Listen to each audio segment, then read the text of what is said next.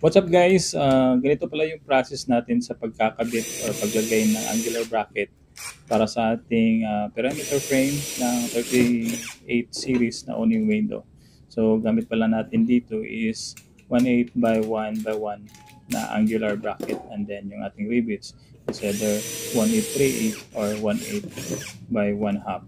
So nga pala, sa loob po tayo naglalagay ng rivets dyan para hindi po siya sagabal, just in case magkabit na tayo ng 4 ends. And then, pansinin niyo po yung direction ng ating barena. Ayan, medyo nakaslant po siya papasok para masiguro po natin na tight na po yung pagkakaposisyon ng ating angular bracket once magdugtong na tayo sa magkabilang parte nito. Abangan nyo po yung karugtong na video nito. Bali, pakita ko po sa inyo yung kung gaano po ka-close or gaano kasirado yung pagdudugtong natin sa mga perimeter frame ng ating owning window gamit ang 38 series.